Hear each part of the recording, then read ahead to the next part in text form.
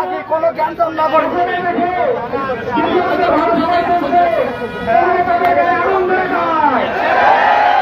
কিন্তু আমরা কোনো সময়ের জন্য কোনো সেকেন্ডের জন্য আমরা একাধিক সময়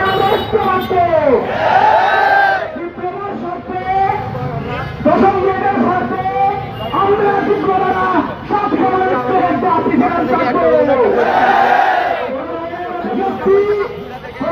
সিদ্ধান্ত আমাদের ঐক্যবদ্ধকে ভেঙে দিতে পারবে না পারবে না পারবে না।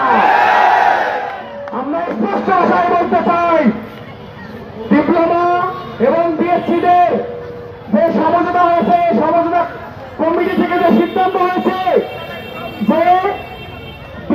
যে উপসহকারী প্রকৌশলী পদে বিএসসিরা আবেদন করতে পারবে, কিন্তু যদি তাই হয় এই ডিপ্লোমা কোনো মানে হয় না, এই 4 বছর কোর্সে কোনো মানে হয় না। আমরা স্পষ্ট ভাষায় বলতে চাই এই ধরনের হুমকি ধামকি, এই ধরনের আপনাদের সিদ্ধান্ত, এই ধরনের আপনাদের দাবি ডিপ্লোমাদের কোনো টেরায় না। আমরা রাজপথে ছিলাম, আছি, থাকবো ইনশাআল্লাহ। আমরা বলতে চাচ্ছি আমাদের এই আন্দোলন ততক্ষণ চলবে যতক্ষণ না আমাদের দাবিগুলো মানে না হয়। তো এই পর্যায়ে আমরা আমাদের এই অবস্থান কর্মসূচি আমরা ক্যাম্পাসে পালন করব। আমরা এখানে থাকবো না বেশিক্ষণ। এ পর্যায়ে আমাদের সামনে বক্তব্য রাখবো আরাফাত।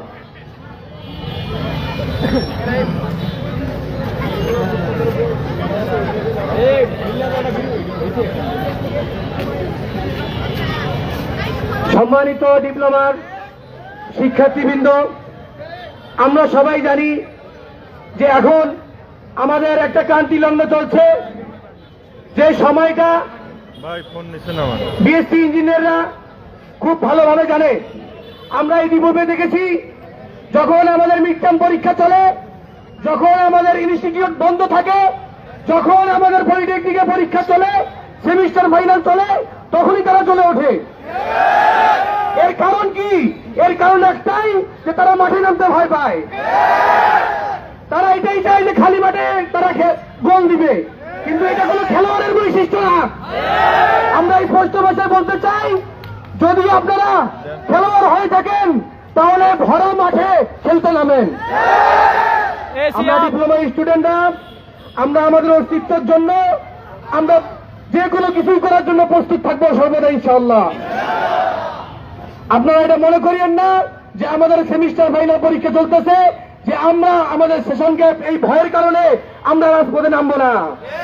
যদি আপনারা এটা মনে করে থাকেন তাহলে আপনারা এটা ভুল ভাবতেছেন।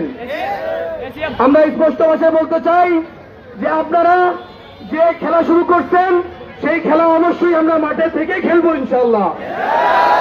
আমাদের সেমিস্টার ফাইনাল পরীক্ষা আমরা বর্জন করব, দরকার পড়লে আমাদের যদি সেশন গেট হয় তাও আমরা করব, তারপরে আমাদের অস্তিত্বে আমরা বিন্দুমাত্র ছাড় দিব না।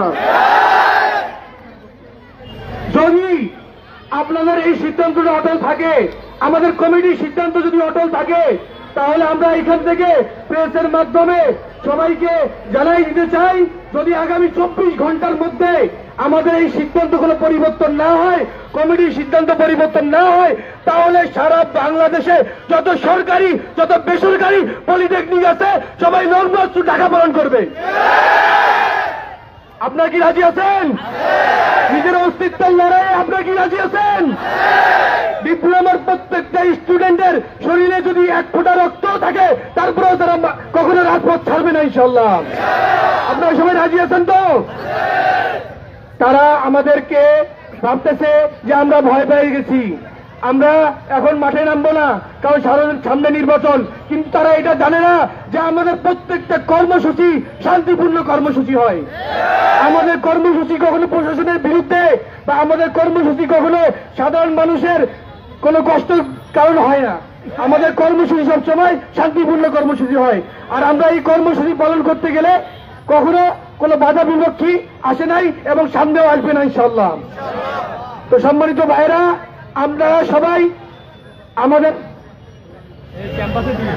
সবাই আমাদের অক্ষরটাও ঠিক থাকে, সেই হিসাবে আপনারা সবাই কাজ করে যাবেন এবং আমরা সামনে যত কর্মসূচি আছে সমস্ত কর্মসূচি সঠিকভাবে পালন করবো ইনশাআল্লাহ।